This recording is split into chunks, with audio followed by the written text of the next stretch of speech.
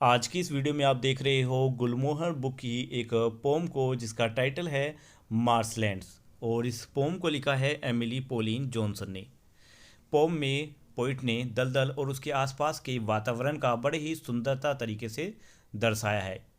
इसमें प्रकृति के अलग अलग दृश्य, ध्वनि और दिन से रात तक के बदलाव को बड़े ही गहराई से दिखाया गया है। तो चलिए अब पोएम को पढ़ते हैं, लाइन बाय लाइन पढ़ेंगे और इसका हिंदी मीनिंग समझेंगे। लिखा है a thin wet sky that yellow at the rim and meets with sun lost lip the marsh brim.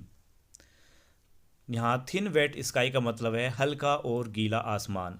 Yellow at the rim कहने से मतलब है किनारों का पीला हो जाना।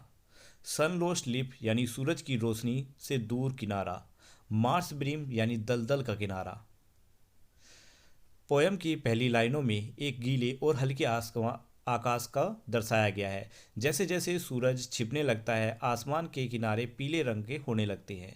यह आकाश या यह आसमान नीचे दलदल से मिलता हुआ नजर आता है, जहाँ सूरज की रोशनी पूरी तरह गायब हो चुकी है। यह दृश्य शाम का समय है और उसका शांत वातावरण दिखाता है। Next line, the pools low lying dark with moss and mould glint through their mild dew like large cup of gold. यहाँ पूल्स लो लाइंग कहने का मतलब है नीचे की ओर बने पानी के गड्ढे। डैंक मतलब है ठंडे और नम। मोस एंड मोल्ड मतलब काई और फफूंदी। ग्लिंट यानी हल्की चमक। लार्ज कप ऑफ गोल्ड सोने के बड़े प्यालों की तरह।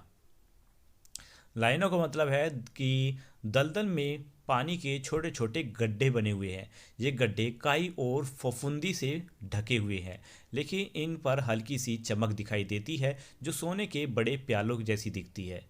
यहाँ पोइटस ने दलदल के गड्ढों की सुंदरता से दर्शाया है, जो देखने में साधारण तो लगते हैं लेकिन गहराई से बहुत ज़्यादा सुंदर है। Among the wild rice in the still lagoon, in monotone the lizard shrills his tune। Wild rice का मतलब है दलदल में उगने वाले जंगली पौधे। स्टिल लैगून का मतलब है शांत झील। मोनोटोल मतलब एक ही स्वर में आवाज निकालना। लिजार्ड श्रिल मतलब छिपकली की तीखी आवाज। लाइनों का मतलब है कि शांत झील के पास जंगली पौधे, यहाँ पर दिया गया है वाइल्ड राइस यानी जंगली धान के पौधे उग रहे हैं। वहाँ के सन्नाटे को केवल एक छिपकल की आवाज़ ने तोड़ा है, जो एक स्वर में अपनी तीखी आवाज़ निकाल रही है। यह लाइन दिखाती है कि कैसे दलदल का शांत वातावरण भी जीवों की गतिविधियों से भरा रहता है। नेक्स्ट है the wild goose homing seek a sheltering where rushes grow and oozing lichens cling. Wild goose का मतलब है जंगली हंस। होमिंग यानी घर की ओर लौटना। सेल्टरिंग मतलब रहने के लिए एक जगह ढूंढना, एक सुरक्षित जगह। रसिस यानी पानी के पास उगने वाले पौधे। ऊजिंग लिसेंस का मतलब है एक तरीके के काई।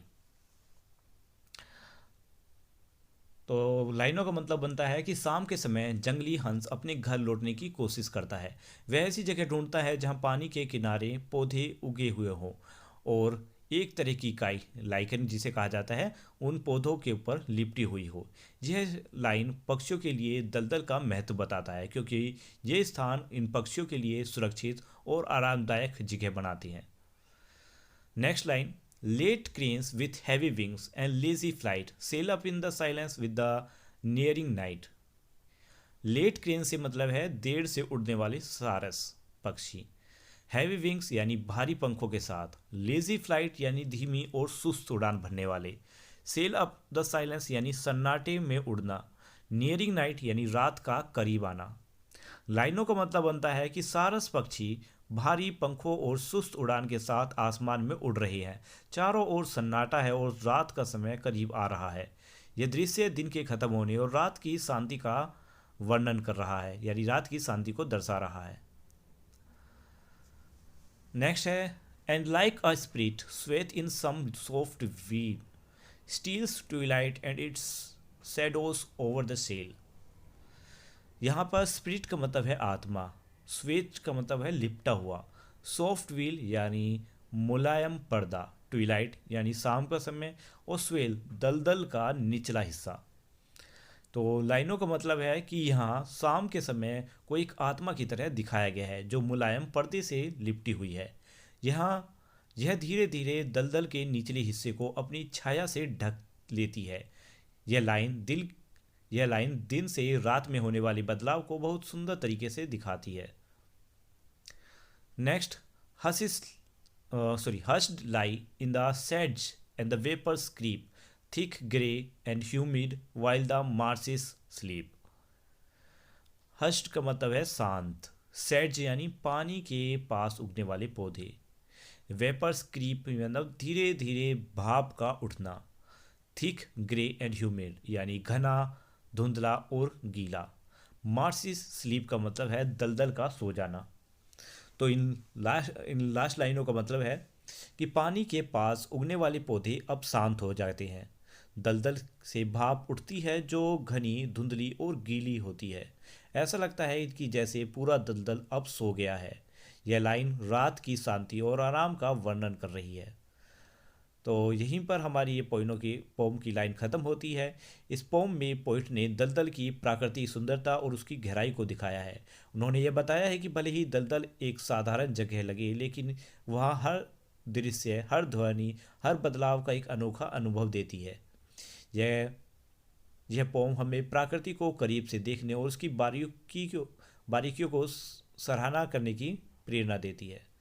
तो पोएम यहीं पर ख़त्म होती है। उम्मीद है आपको पोएम अच्छे से समझ आ गई होगी। अगर आपको इसके क्वेश्चन आंसर्स चाहिए तो उसका लिंक आपको वीडियो के डिस्क्रिप्शन में मिल जाएगा। मिलते हैं नेक्स्ट वीडियो में एक नए चैप्टर के साथ। तब तक के लिए बाय बाय।